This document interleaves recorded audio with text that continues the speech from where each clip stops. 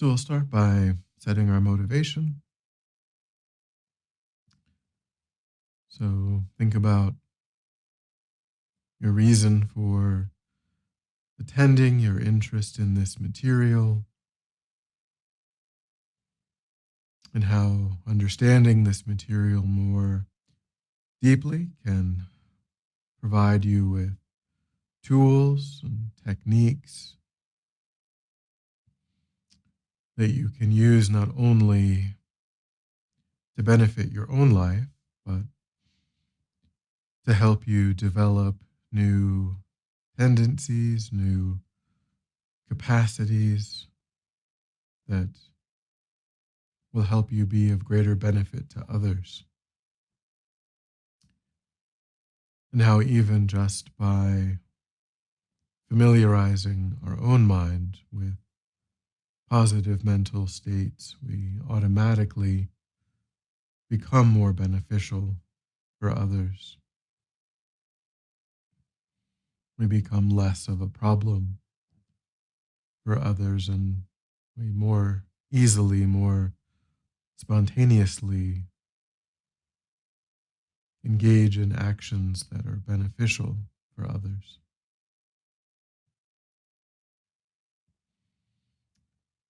So we try to think that the purpose of our time is to accomplish that broader, more altruistic view and motivation.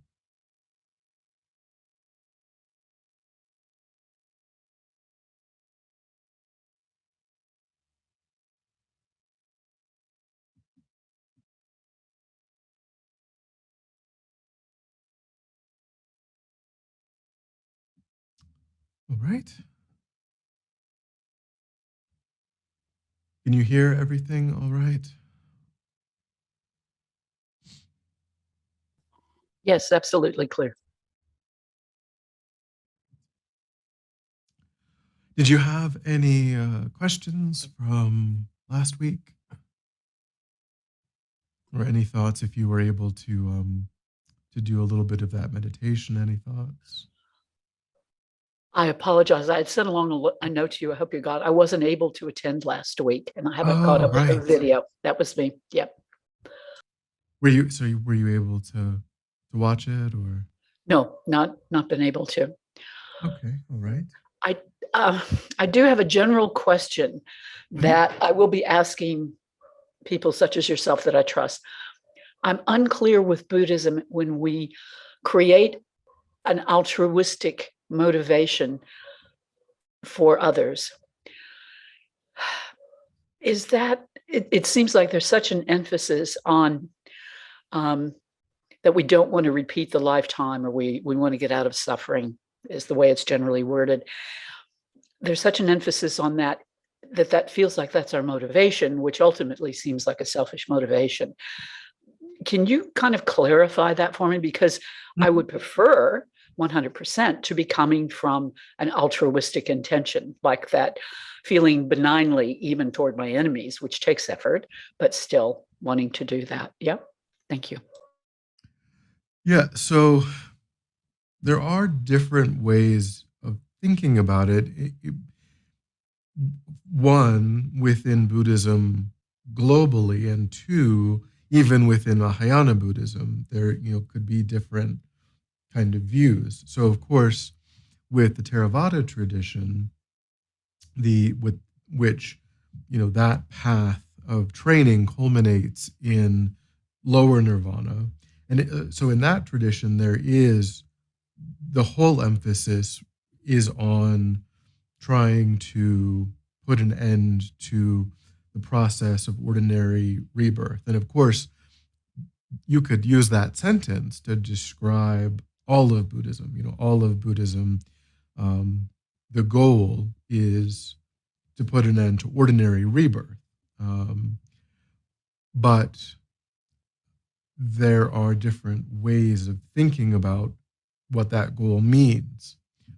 In the Theravada tradition, and again, the way that my understanding is, I have not really studied Theravada directly. A lot of in the Lam Rim, though, for example, a lot of the way that the phrasing of the small scope and the middle scope is, those are trainings that are held in common with practitioners on the Theravada path. But it's also true, of course, that the specific texts and the specific commentaries and authors that they might rely on more are different than passing it through Lama Tsongkhapa and things like that before it's practiced in Tibetan Buddhism. So there could still be some differences because there's still an eye toward the great scope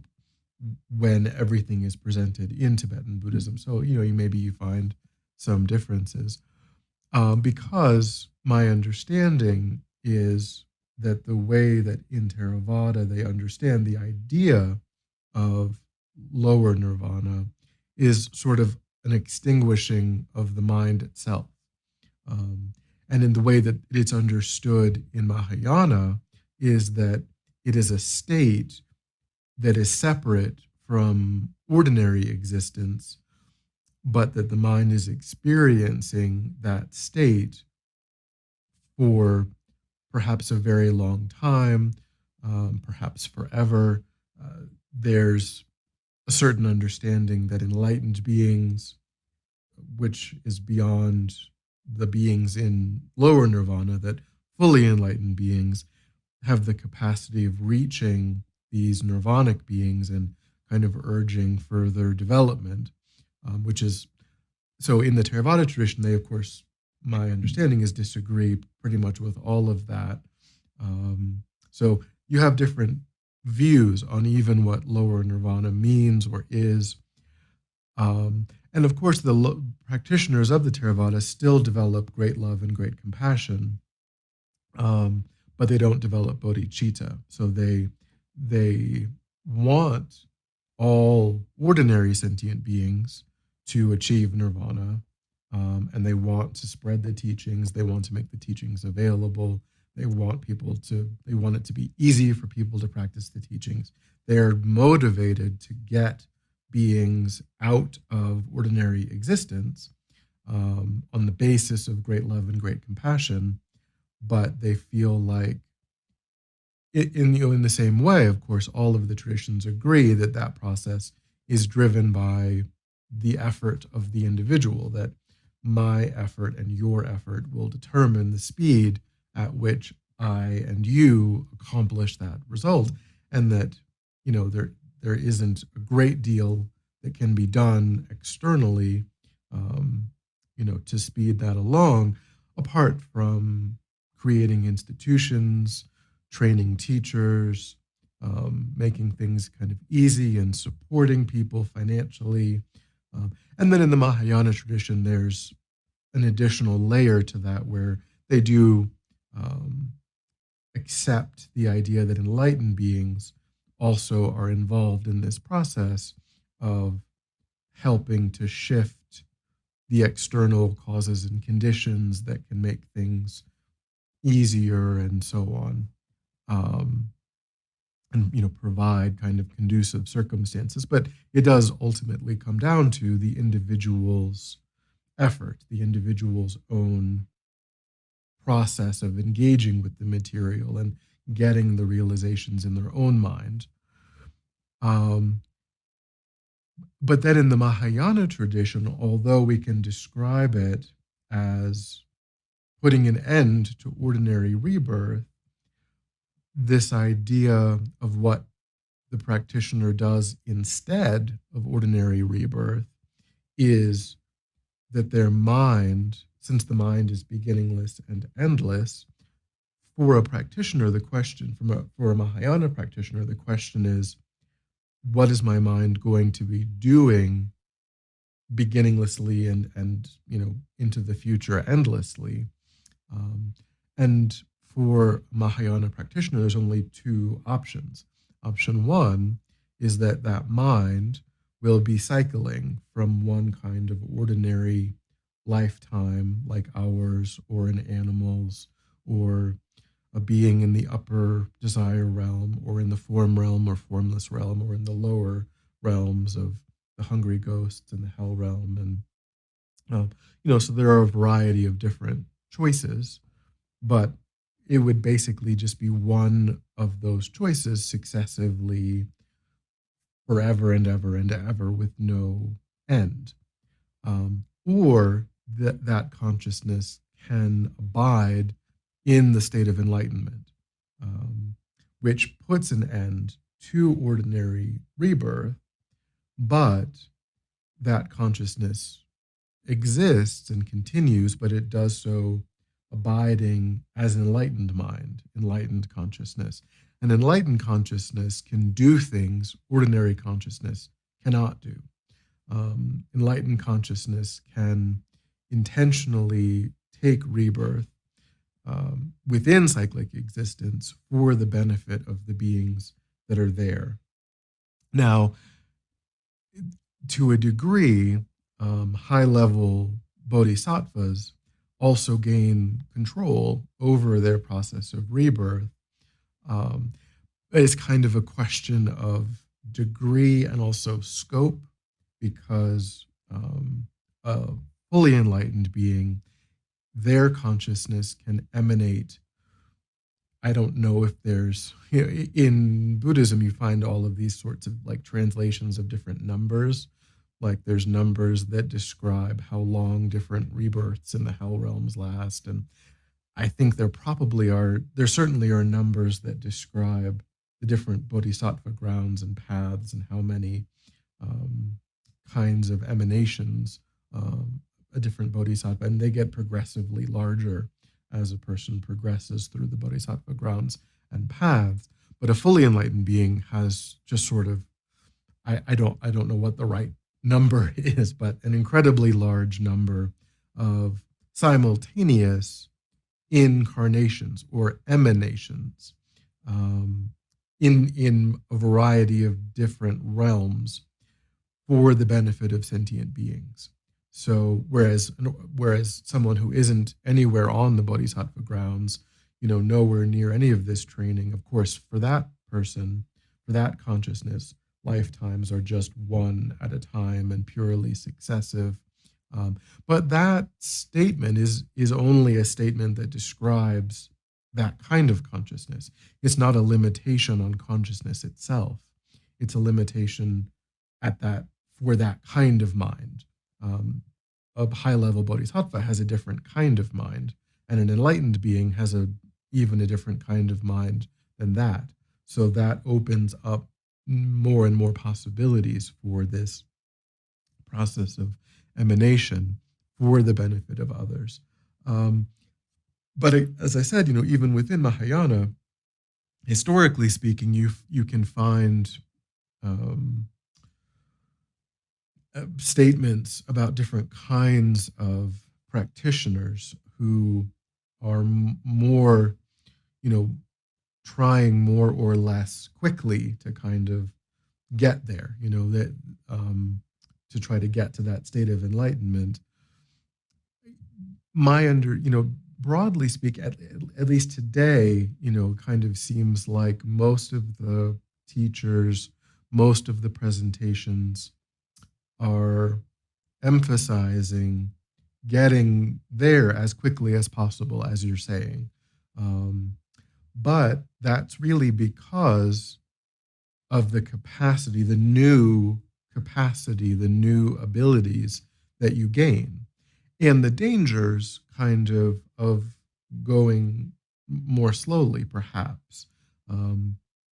You introduce the longer it takes, maybe you could say you introduce more opportunities to kind of fall off of the training, or to take a different, for something to happen where you take a different, you kind of lose interest, because, we're talking about karmic seeds, karmic potentials, the energy of these karmic potentials, lifetime to lifetime. And so it's not, it's still the case that the environment that a person is born into plays a large role in how things unfold, and then of course that environment is karmically established, but still, this process, and I can't describe. I have no real ability to describe the process of how karma is kind of laid down and how that ripens, and all of those factors are incredibly complicated. But it's not like you 100%. Of course, we know that we don't have memories of our past lives.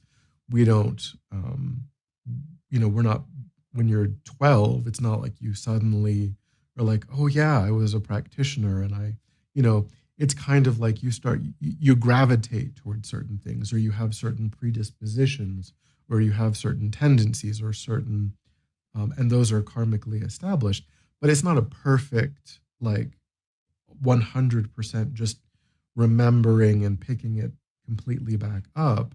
So, the more lifetimes you have between now and then, you perhaps you could say that you're introducing dangers or opportunities to lose sight of the training, to lose sight of the goal. So if you can do it, if you can get there in one lifetime, then fantastic. If not, the fewer lifetimes, the more kind of energetically and forcefully you kind of move in that direction, then the the less likely it is that something will kind of knock you off of that goal. Um, but like I said, historically you can find different kinds of um, bodhicitta, different ways that bodhicitta manifests, and it hasn't always at all times been described like that. But all of the teachers, like Lama Zopa Rinpoche, nobody now kind of nobody's kind of saying, well, you should kind of hang around and go slowly, and nobody's real. Of course, we have to go in a understand things progressively and not rush into things we don't understand, and you know go like that, go rationally and intelligently. But I just personally, I don't know if teachers, Tibetan teachers, that are generally recommending kind of this, let's just kind of hang around and stay ordinary for longer periods. So, but the goal, the reason, is the new capacity, is the new abilities that you can only gain if you become enlightened. And that without that, our ability to be of benefit is naturally limited. We, because we can't, we don't, on a basic level, we can't see the minds of other sentient beings. That kind of clairvoyance can also happen prior to a full enlightenment, but so there's a difference between like certain levels of clairvoyance and what a fully enlightened being knows. But also fully enlightened beings know, they're not just clairvoyant, they also know all of the unique karmic history of any given sentient being. That's something that is really reserved for an enlightened being. Really understanding all of the karmic causes and conditions that gave rise to, because clairvoyance on a lower level is just like, what is the other person thinking? That's not that, that's helpful. You get some, but maybe you get some insight into what their tendencies are and so that's certainly helpful. But really being able to see the karmic history of a sentient being perfectly, then why everything is the way that it is for them, and what they need to move in a different direction, how to really course correct in the best way. So that's for a Mahayana practitioner, the emphasis on quickness is really, and also another reason why the emphasis could be on quickness is so that sentient beings aren't waiting, so that other sentient beings aren't waiting around, so that because they are suffering, they're kind of waiting for us to be able to benefit them. It's kind of like, going through medical school, as, if you can go through medical school, in the right amount of time, the shortest amount of time possible, then you can start being a doctor. You can start actually. Whereas, if you take a year off and you like travel and you do all these things, then there's all these sick people and they're like, what are you doing? Like, you're going on vacation and I've got cancer and you can't help me because, you're wasting your time. So that's also a factor too, is not wanting to make sentient beings wait for us, to be able to benefit them. So I would say those are the three reasons. One is that there's danger in waiting around. Two is that um, other sentient beings are immersed in suffering, and they need enlightened beings to exist in the world. And three is that it's because we can't benefit sentient beings well or perfectly without accomplishing that. Um, but yeah, different in Theravada because they don't accept the idea of full enlightenment. For them, they're just like, this is just suffering here, and it's better to just not suffer. So, and they just want to put an end to suffering. So that really, they of course they want all sentient beings to put an end to their suffering too. They just don't accept that enlightened beings are emanating back into cyclic existence to bring that about. Their view is that it's only monasteries and nunneries and places of learning that can kind of help people do that. So it's just sort of a different perspective.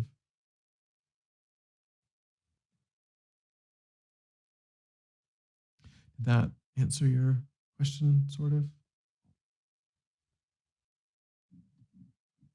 I still am pondering. Do you know the expression Bhakti, devotional yoga? I've heard it, but it's about as Okay. far as I can, All right. as far as I Just can go. basically, yeah. Okay. It's like this would be more the Vedantic approach, which is that there are three pathways. There's more the devotional pathway, there's more the action pathway, karmi, and there's more the intellectual pathway. And nothing is, distinctly separate. But I guess what I sometimes do not get is the sort of like heartfelt um, devotional aspect or the love aspect in Buddhism. It seems very, in a sense, respectfully, we are primarily, it's designed by males and it's very influenced by a kind of intellectual approach. And I miss that kind of enthusiastic openness and love. Like, I want to be able to, I can't help myself. I want to be able to help people because I care about them, even if there are folks, and God knows there's plenty of them out there, particularly in politics, that I'm not keen on. But it's like I like to be able to see and remember and bring back to myself the Buddha nature that's actually there. And that's what I'm trying to, in a sense, support and communicate with. Yeah. And that's the purpose of why I want to spiritually grow, is that I want to bring everybody upward. Yeah. Whether I like them or not. But it's more out of an emotional thing, I guess, for me, than what I generally get when I try to study Buddhism, which seems very intellectual, I guess, in a certain way, and dry, and missing that kind of compassion aspect to a large extent. So certainly I'm a Tara fan, but and that helps. So that's one of the things I'm pondering right now. Yeah.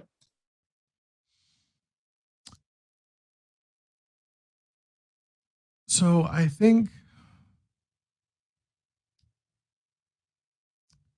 it's hard to say exactly, but I think one reason that Buddhism emphasizes um, reason is that emotion by itself can be partial. We if we because we might it's kind of ephemeral. It's kind of fickle. That's normally how we might describe emotion. It kind of comes and goes, and we don't really know why. We don't really understand, like, and it tends to be very um,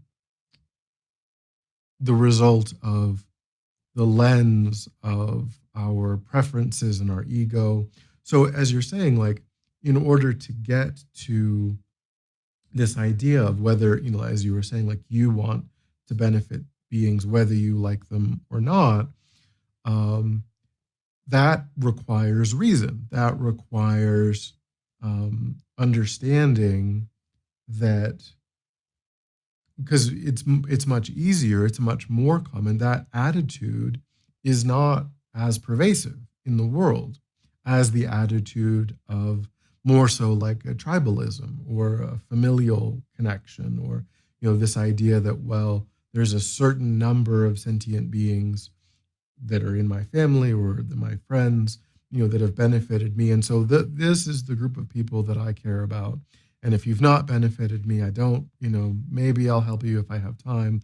And if you've harmed me, then you're on your own. And I might actually enjoy if something, you know, negative happens to you. I might, that might bring me some sense of contentment. Overturning that, and that view in the world is much more common. That view is much more practiced, and that leads to war and conflict, and neighbor, just disputes with your upstairs neighbor, your dog, the barking dog, and I mean that that just is a much more systemic and pervasive attitude in the world. And the only way out of it is reason. The only way out of it is, as you're saying, recognizing that all sentient beings have Buddha nature. All sentient beings are just like me in wanting happiness and wanting to be free of suffering. And that if I'm relating to them out of partiality, there's no logical basis for that. But then the expansive attitude that arises from that logic, that arises from that reason, that I do think is more, it's not, I wouldn't necessarily say it's an emotion in the same kind of Western use of the word, again, meaning something that kind of just comes and goes, and but it's a felt sense that has a visceral component to it. I think that when you see His Holiness, certainly he's not cold, certainly he's not an academic. That kind of openness, that kind of warm-heartedness, I think it does depend on reasoning in order to argue against our tendencies and our habits that aren't so positive and aren't so useful.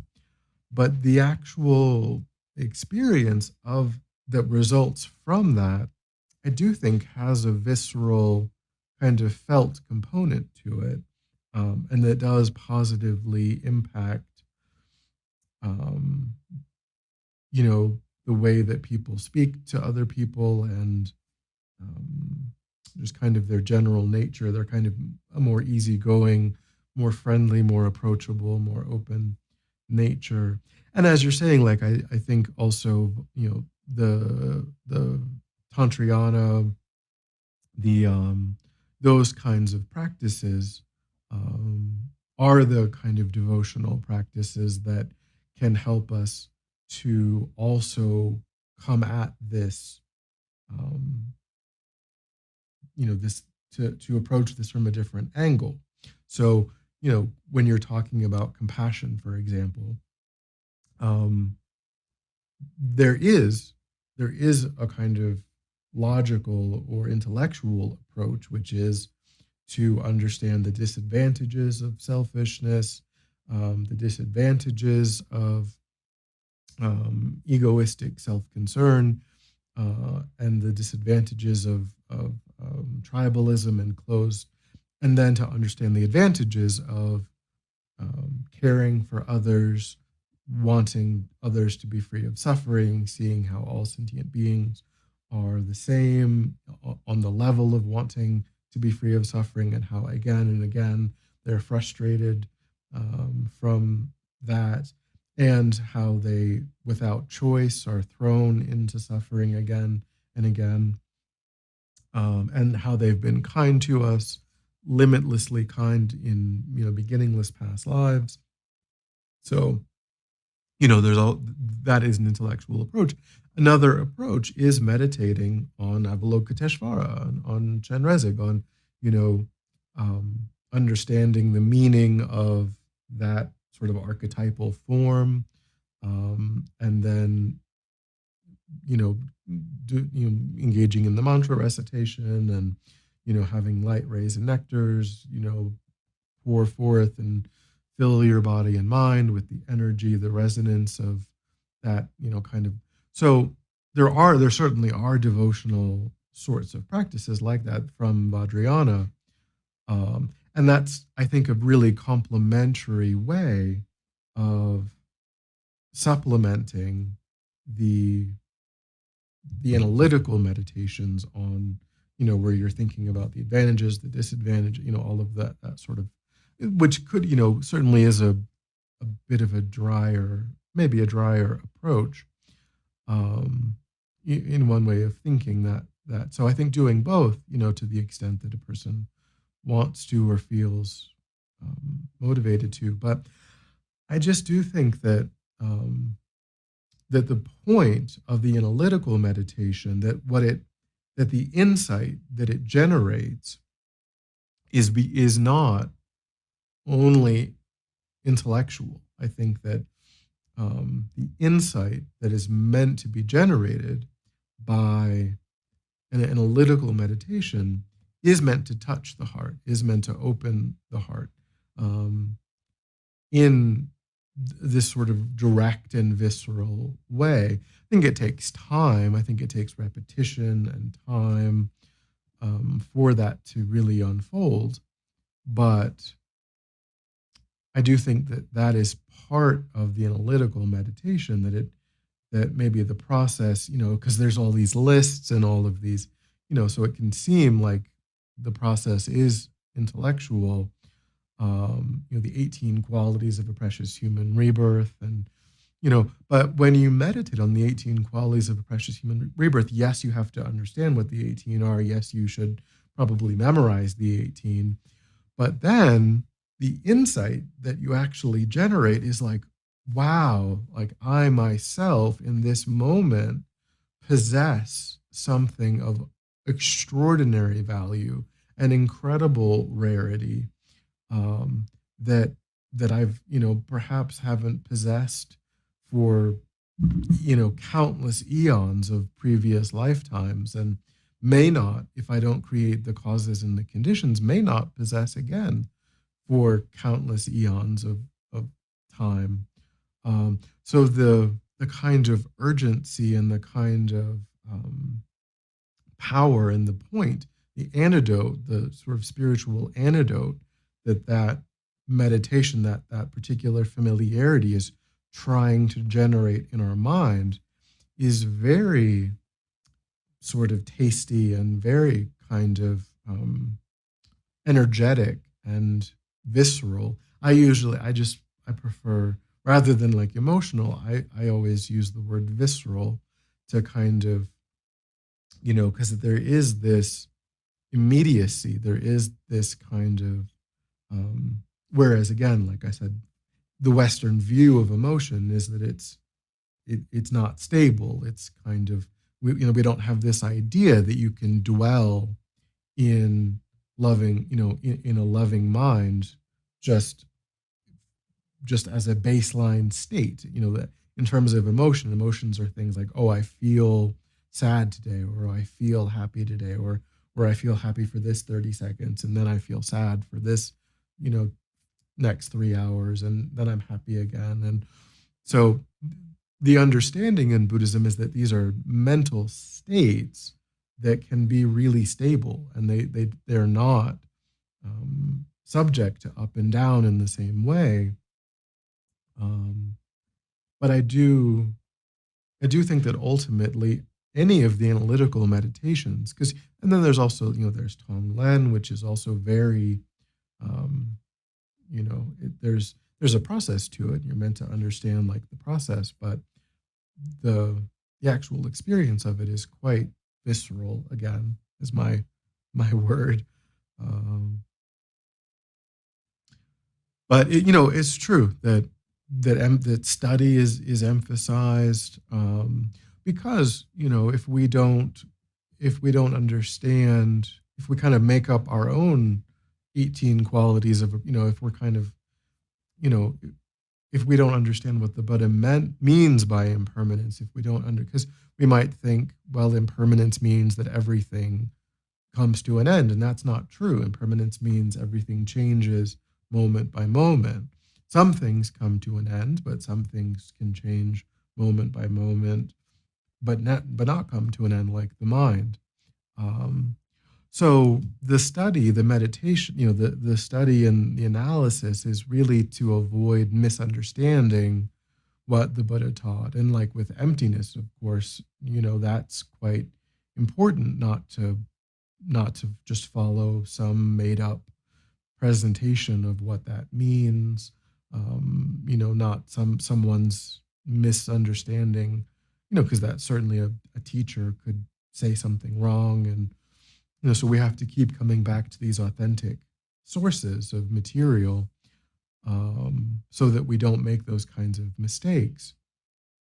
Because if we want to replicate what the Buddha did, then we have to understand what were the insights that the Buddha had. The Buddha's insight into impermanence was that everything changes moment by moment by moment. So that's the specific insight that we're trying to have, not a colloquial understanding of the word impermanence, which often means that things don't last forever. Um, so it really is, though study certainly is emphasized, but it's emphasized, I think, to make sure that we stay on track and that we're actually replicating the exact right kinds of insights that will result in the specific cause that we're trying to create. We're not trying to just do anything, we're trying to specifically create the causes and the conditions that will create an enlightened mind, not some other kind of mind or some other kind of condition. Because certainly good karma is sufficient to get um, a, an upper realm rebirth. But if we don't understand the disadvantages of an upper realm rebirth, then we're not joining that with all of the right insights, to actually get the the one specific result that is the goal of practice. Um, yeah, but if you really like, and if you really gravitate toward Tara and those things, then yeah, just do a lot of that, and as part of your practice. That um, am I getting closer to your question, or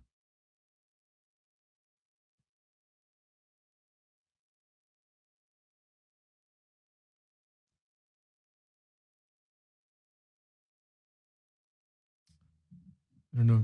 You're muted if you're trying to. With the meditation 101, do you cover Tonlin by any chance? I don't think.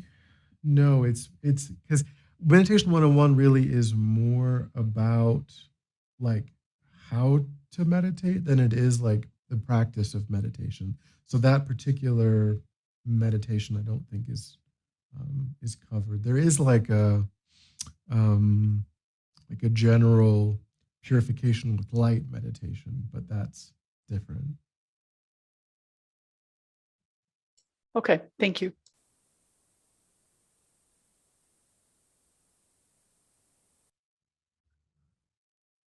Is there anything that you wanted to kind of focus on for?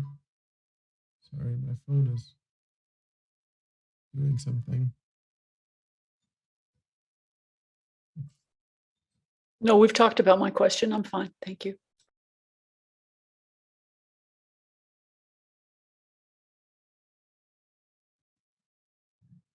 Okay. Um, so the next section, I realize that you missed a class, but we talked a bit about we actually talked a bit about analytical meditation, and so you and another way, maybe a more precise way of this is actually kind of what we were going to cover. The next thing we were going to cover is just a little way of thinking about analytical meditation is that there are really two two ways that we can use it. One way that we can use it is to understand something more deeply, like impermanence, which is because the teaching on impermanence, it's a description of the way things are, all things. Every compounded phenomena is impermanent. So that that topic, that insight, is something that characterizes all phenomena, and understanding that is quite helpful in correcting the mistaken view that relates to things as if they were permanent. We might not, we might not say that we think that, our car is permanent or our friend is permanent, but when our car gets into a crash or when our friend dies, I'm not I'm not trying to equate cars and people. I'm just saying that like all phenomena, regardless of what it is, what the phenomena is, are characterized by impermanence, and we can be attached to any kind of phenomena. Sometimes the phenomena that we're attached to is a person. Sometimes it's an inanimate object.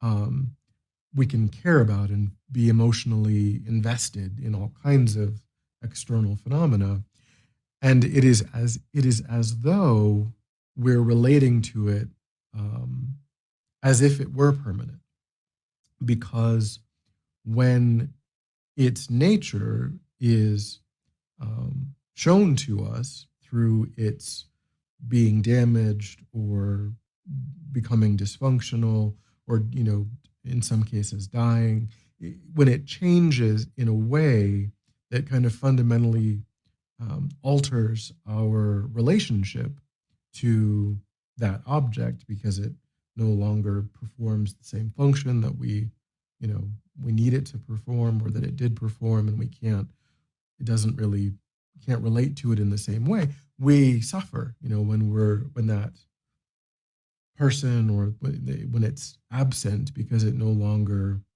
has the same qualities that it did. um, we experience that as a suffering, as a painful state.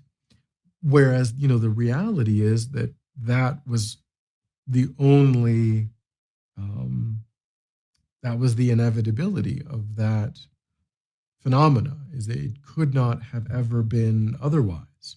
Its nature is momentary change. And so it was going to change at some point so dramatically that it really wasn't, we were not able to relate to it how we were previously relating to it because of that change. And if we can, through repeatedly recollecting impermanence, if we can really allow that insight to sink deeply into the mind, then we will suffer less when we are presented with the impermanent nature of phenomena. You know, we probably for a long time will still experience some suffering, but we can reduce it, which is again kind of, yes, maybe that the study of that, it can seem intellectual, but it has a real practical benefit in that when because the Buddha isn't making this up, because that actually is the nature of all phenomena, and because we're not particularly good at intuitively, deeply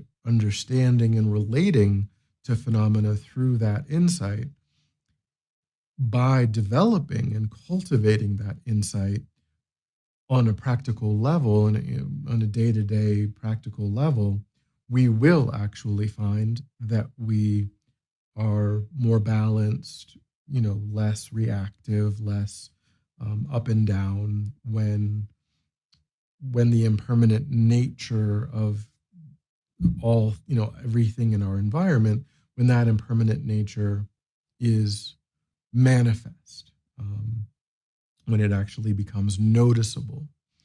Uh, so that's one example of how understanding about something can, we can relate through analysis. We can understand more deeply about how something works, how something operates. But another way is, as you were saying, kind of more so the like love and compassion. Whereas with this, the goal isn't to understand, I mean, there is at a very, very basic level, we do need to understand what the definition of love is, what the definition of compassion is. What is it that we're trying to generate in the mind? Again, to avoid going off on some other kind of tangent and not getting at the right object.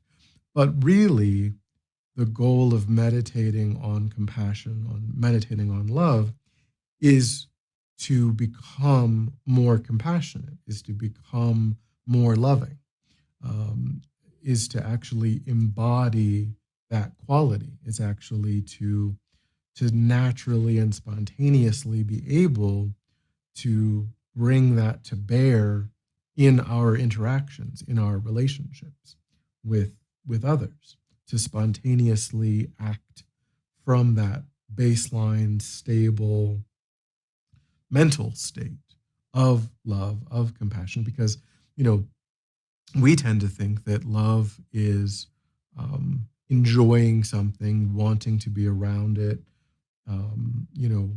feeling close to the things that we like, and then because then we say, well, I love my mother, I love my father, I love my best friend, you know, and that's what we mean. We mean like these people, I enjoy them, they benefit me, and so I want more of them. I like spending time with them, and when they need something, I'll provide it. But we don't say, I love this person at work who's always negative, always, critical, what have you, who's always constantly belittling me, because we don't like the way that they treat us. We don't enjoy being around them. We don't, you know.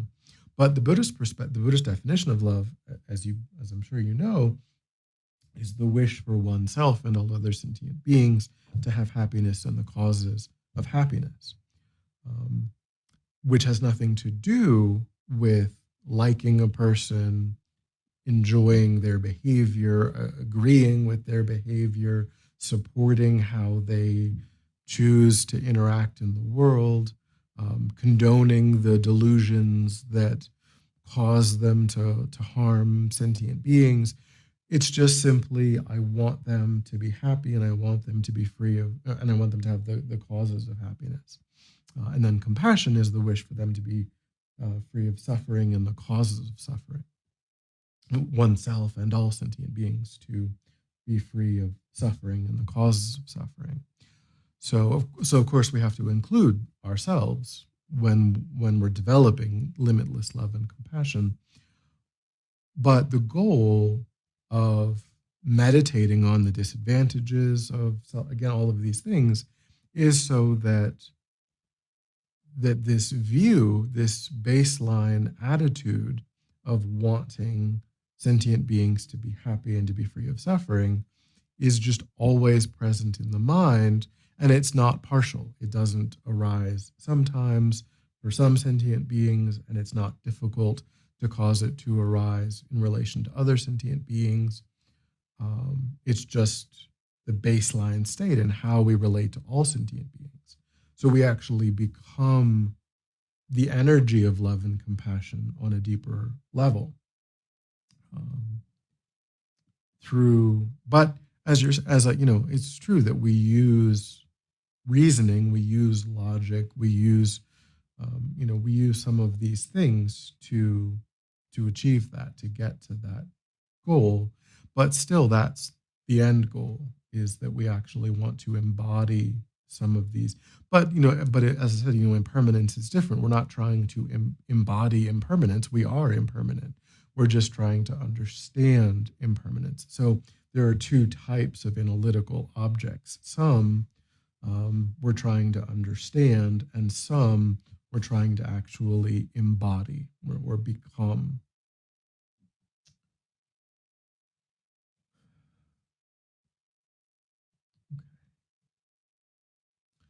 So we can talk about the next thing is the 5 obstacles to meditation.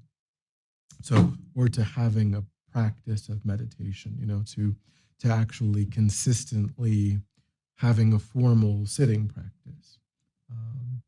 So the first is laziness.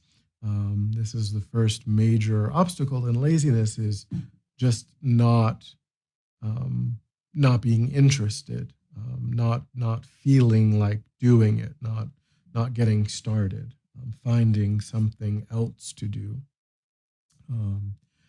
And what's interesting, there are different kinds of laziness that are described in Buddhism, and one that doesn't really seem like laziness is actually busyness. Having the kind of view that I just don't have time for it because I have so many other things that I need to do. I have work, and I have all of these chores, I have all of these things. So filling our day, day after day after day, filling our time with what Buddhism might label as like mundane concerns. Of course, we have to go to work, we have to have money and food and a safe place to live and all those things. But at the same time, if we never figure out how to make time for our practice, then we might think, well, I'm not lazy. I'm just going all the time. But because we are prioritizing kind of all of these things that don't really bring about inner transformation, Buddhism would describe that actually as a type of laziness, because we're thinking that, well, this is really important, but my spiritual practice isn't important enough to rearrange my day so that I can fit it in. So that's kind of an interesting, way of thinking about laziness. And then the second is just called forgetting the object. So at this point, we are meditating at least sometimes. And then when we're actually engaged in a session of meditation, whatever it was that we chose to meditate on for that session, could be the breath, could be love, whatever it might be, just distraction arises in the mind, and we lose the object. We don't, we were like, oh, what did I say I was going to do? Or, we notice, that we've been immersed in some story, about what happened at work or what have you. And so then that's just forgetting the object. And the antidote is remembering the object, which isn't very helpful. But going back to those two skills of introspective awareness and mindfulness, basically it's talking about employing those two skills in the session of meditation to recognize that the mind has moved off of the intended object, and then to kind of redirect our attention back to the intended object. And then the next time the mind gets distracted, noticing that the mind has gotten distracted, and then bringing the mind back to the intended object. So recollecting, this process, this active process of not indulging in distraction, but actually moving the mind back again and again, is the way that we eventually overcome forgetting the object. And then excitement and dullness, or laxity, dullness or laxity, are the next kind of pair of obstacles. These are two kind of opposing mental states. Excitement is a very bright, bouncy, distracted mind, where the mind is just sort of going here, going there, could be racing sometimes. The mind is very easily distracted by, to sensory objects or to objects of attachment, sometimes to objects of aversion. But yeah, it's just kind of very easily slipping off the object and moving to something else. Whereas dullness is kind of a heavy mind, a dark, dull kind of mind that feels more so heading in the direction of sleepiness, of torpor, rather than the excited mind of going here and there. This mind is kind of just wanting to take a nap, wanting to, not being able to generate the object of, it's kind of a hazy, unfocused, dull mind, or a drowsy mind. So then, in terms of antidotes to excitement and dullness, of course, the main antidote really again goes back to those skills of introspective awareness and mindfulness, meaning we have to notice when excitement or dullness is arising in the mind. We have to have a vigilant attitude. We have to think, well, for this 10-minute meditation, I'm really going to try to attend to what is arising in the mind, whether it is, a quality session where I'm really on the object, or whether there's a lot of distraction, or whether I can notice that my mind feels heavy, feels dark, feels drowsy.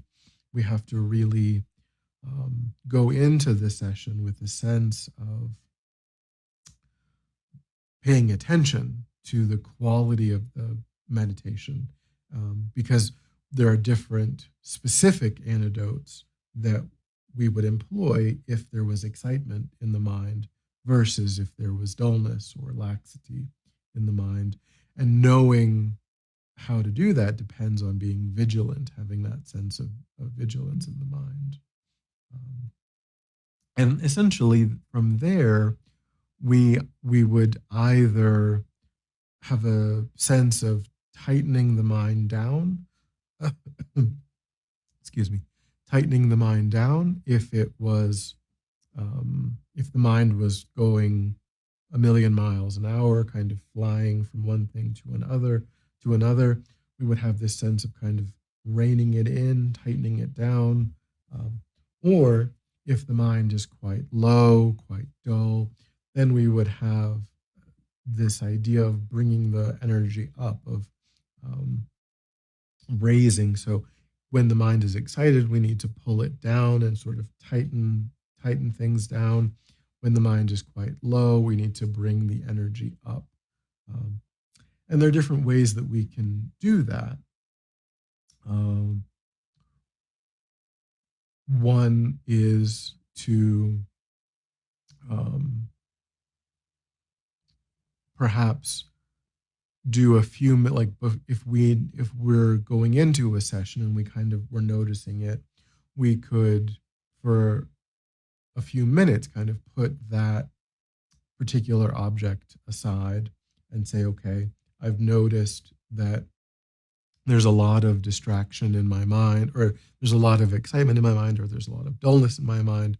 So I really need to kind of do something about that in order to make this session of meditation more effective. So I'm going to kind of put this object that I thought I was going to do a session on, to the side, and kind of do a few minutes of some sort of corrective meditation in a way.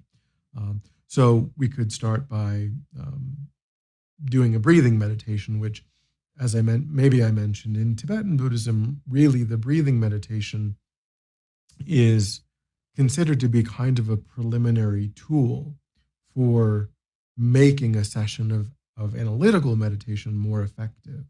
They tend, when in Tibetan Buddhism, when they do just a purely stabilizing meditation, they would tend to use like the image of the Buddha rather than the breath.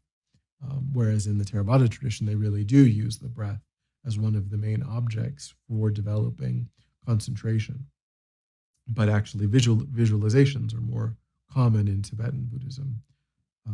But so the breath isn't really considered to be a main object for actual meditation, but it is considered to be kind of a preliminary practice that can settle the mind for meditation, that can kind of help a person transition into meditation. And Can I so make a that, query? yeah. Mm-hmm.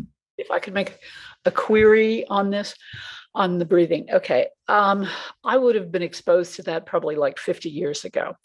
And I have always struggled with it. Yeah. Not found it very helpful, except just within the last couple of months, I've shifted my attention instead of simply putting my attention on the breath, observing.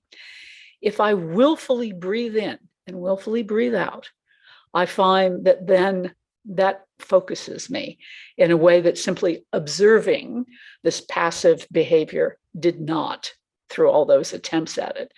Wonder if you can comment on that. Is that an okay thing to do? Or, I'm assuming it is because it works. But yeah, I'd just be interested in a comment on that, because it's like I've never heard that discussed before. Yeah, I'm really not sure. Because you don't, like I said, breathing meditation really isn't, there's not a lot of material on it in Tibetan Buddhism. I mean, normally what they would say is that it's best to pick a particular, to pick one particular sensation that is related to the breath. So like to concentrate on just the area around the nostrils.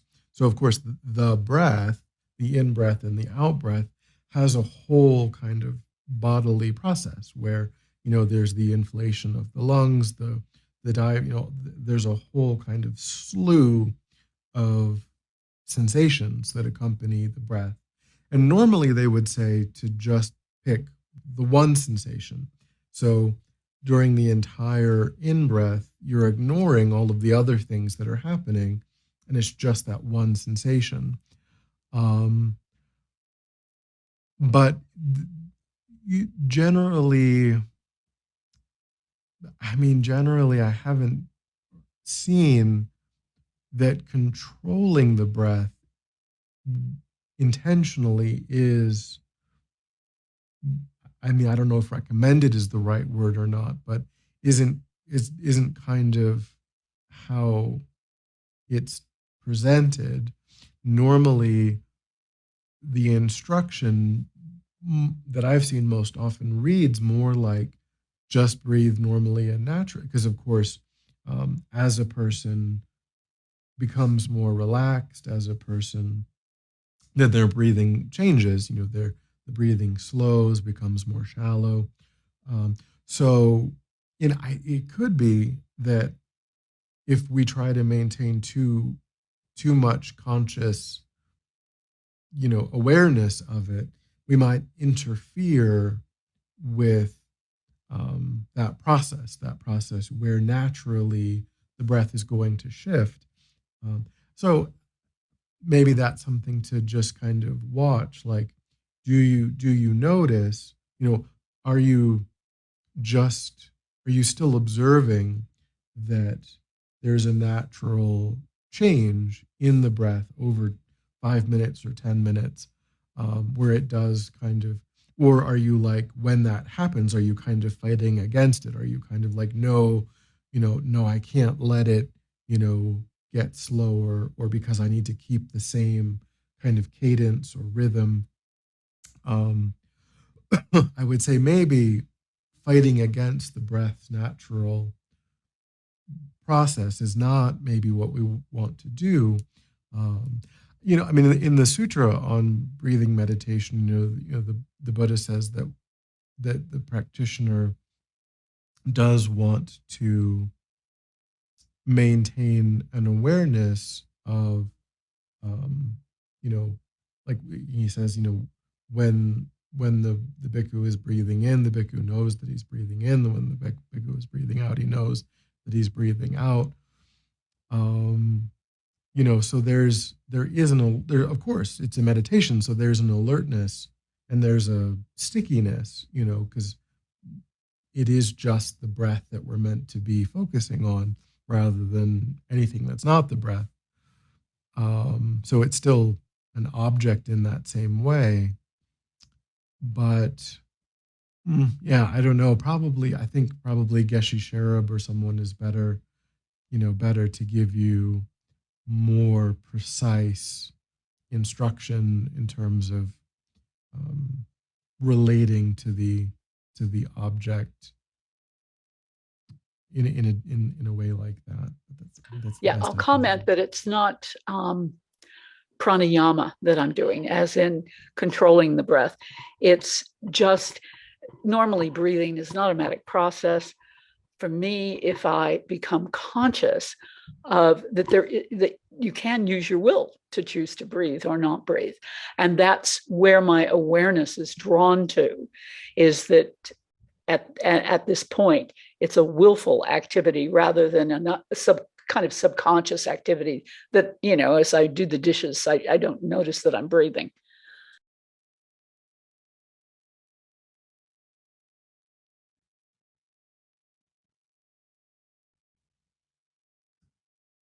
Uh, yeah. So antidotes to excitation or laxity. Another, antidote would be, instead of using the breath, as I mentioned, visualizations are a bit more emphasized. So we could do a few minutes of meditating on the image of the Buddha as a way of entering into meditation, entering into an analytical meditation, um, to use that to calm the mind, to focus the mind. And so, one way of doing that is, if the mind feels, quite excited, then we could imagine that the image of the Buddha, although made of light, we visualize it as having a density to it, having a weight to it. And that can help to stabilize, that can help to give the mind something to kind of hold on to, and bring the mind, kind of ground the mind a bit. Another, um, technique is, normally most visualizations are described as being about the size of one's palm, above the crown of one's head. But if we make the image very small, then we kind of, as I mentioned, what we're trying to do with excitation is rein the mind in, bring the mind down, and trying to focus on something that's not the size of the hand, but maybe more so like an inch, or, trying to still get the details correct, even though the image is quite small. That also can help to ground the mind. Um, and then, what they say is that when the mind is quite flighty, another thing that we can do is to spend a few minutes contemplating something that's quite sobering. Um, so to kind of, wake us up and get us out of this, kind of indulgent flightiness, we can kind of think, well, wait, my life is ticking away as I'm engaging in as I'm indulging in all of this flighty excitation. My life, my precious human life is, ticking. The clock is ticking. So something kind of sobering like that can help us to also stop that indulgent kind of mind. Uh, and then when there's heavy dullness or laxity, uh, again, one thing that we can do is to think about the physical posture that we talked about in the first class. Because if we are a bit tired, then we might be prone to, kind of slouching, or we maybe have a hard time keeping the posture quite as upright. So that can be one of the first things that start to slip. And so um, just bringing that not rigidity, but bringing that uprightness to our posture, and just doing like a body scan and saying, do I have to, am I starting, is my head starting to like hit my chest? Am I starting to droop? And then really actively correcting that can help. Um, and then, just another practical thing is to think that maybe turning on more lights or opening our eyes a bit more can help. If it's because if it's too dark in the room, then we'll have a hard time. Um,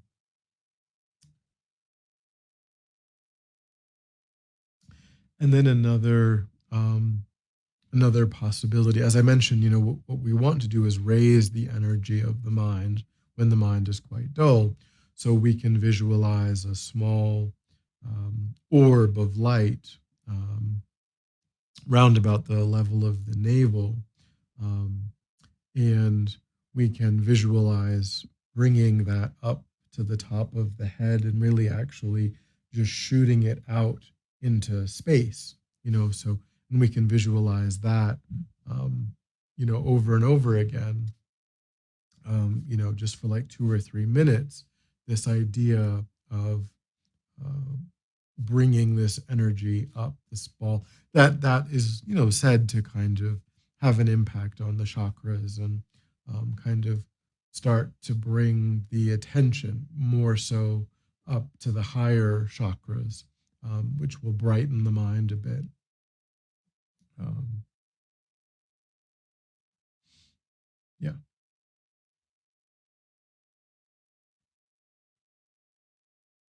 Any questions about those 5 um, obstacles and their antidotes?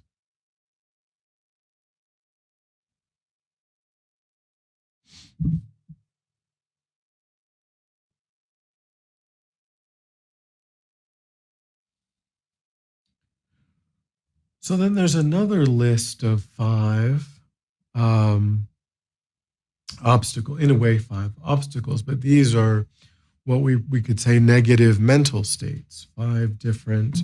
Um, and this is also kind of the things that, as we're meditating, these are things that often will empower the distractions. This is because, when we're meditating, we don't, um, you know, I've never had the experience of like being obsessed about the pen that's on the table, where I'm meditating, and just thinking again and again about this pen sitting on the table. That's not a thing that happens. Um, but what does happen in meditation is that we might think about um, objects, like I said, objects of attachment. So the energy of attachment is is the first of these five mental states that really can empower um, distraction. So, and what I mean by that is we might think about food that we would like to be eating, or um, some pleasant activity that we would rather be doing.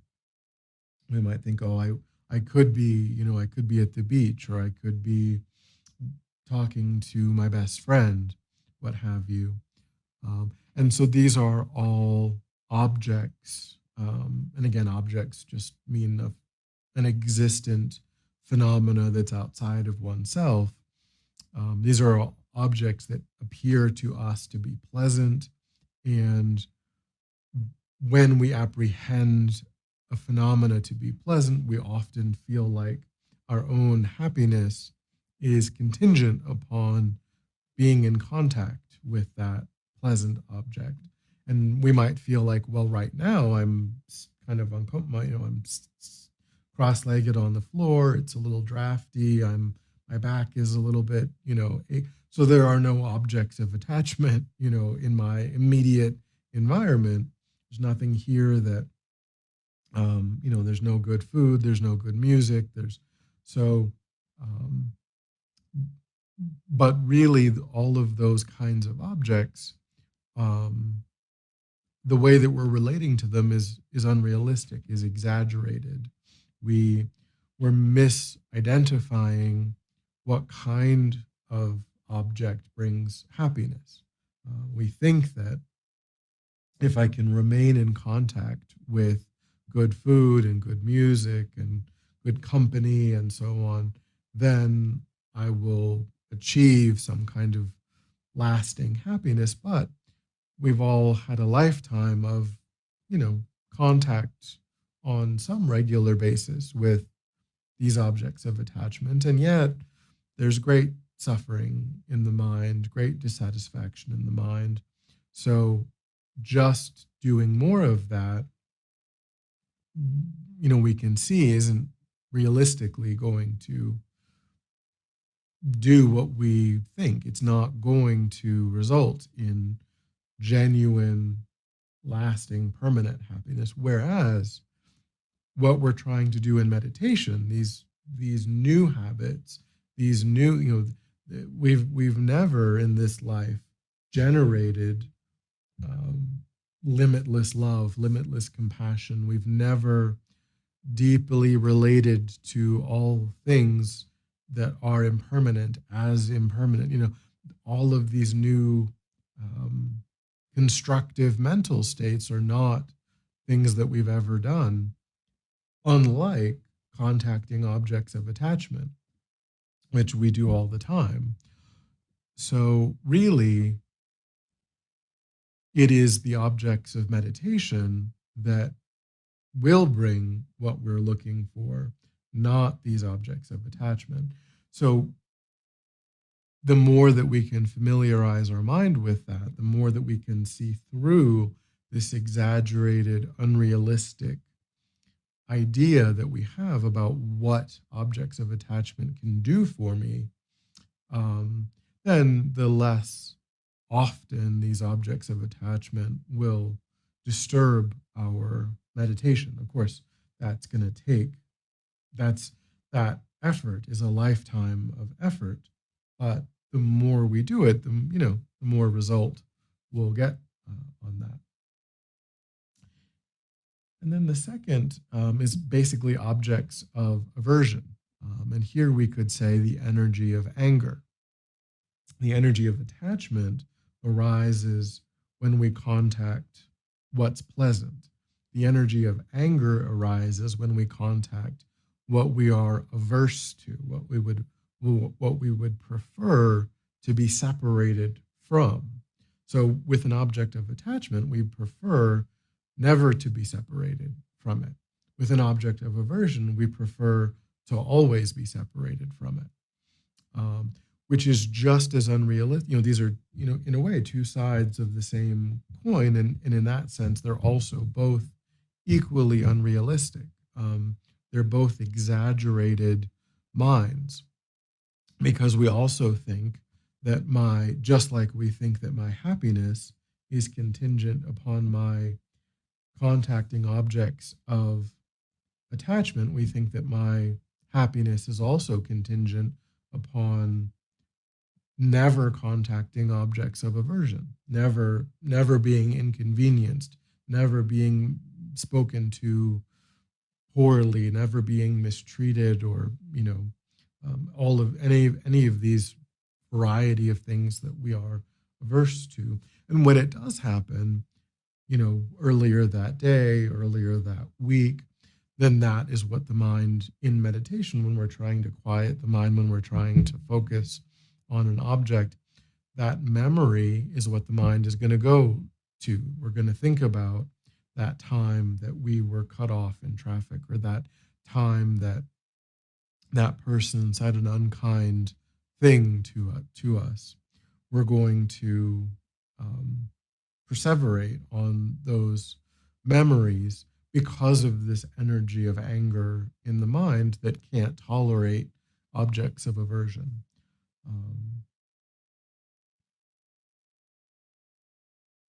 So understanding the unrealistic, just like we need to understand how it's unrealistic to think that we can always contact pleasant objects, we need to also recognize that we can't always contact or always avoid contact with things that give rise to our aversion.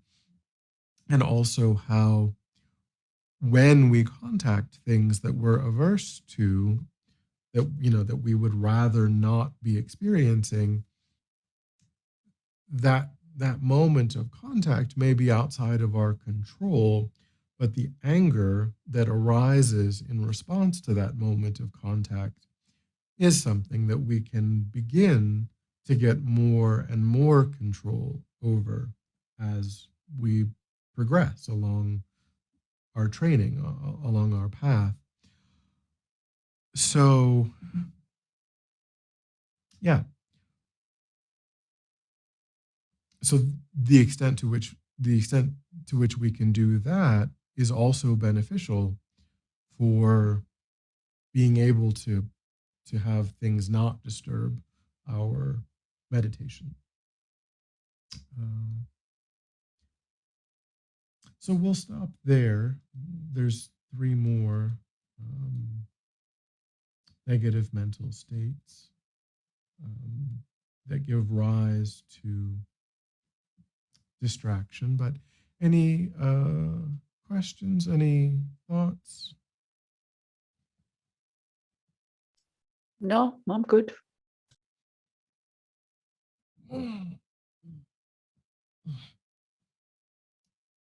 Excuse me.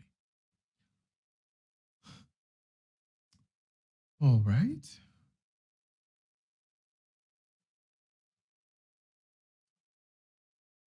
Okay, so we'll just leave it there then for today.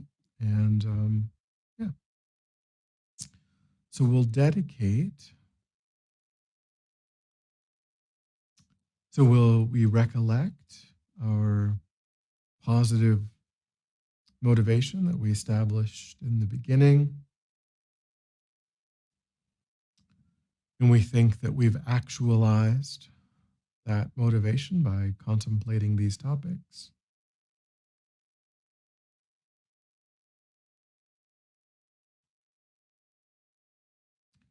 And that has created positive energy in the mind, and we offer that energy for the benefit of sentient beings, all sentient beings without exception, thinking, may that positive energy ripen in whatever way is beneficial for sentient beings. May it create the causes and the conditions for them to actualize the path, the state of enlightenment to arise in their mind. May that state of enlightenment also arise in my own mind to give me the tools, the ability to work for the benefit of sentient beings, perfectly, without mistake. And may this energy ripen to pacify any obstacles facing the Guru's long life.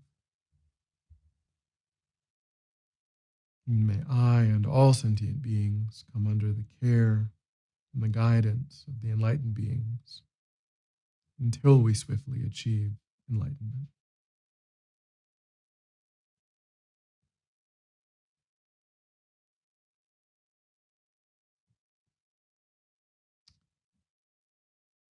All right. Well, thanks for coming. Hope to see you next week.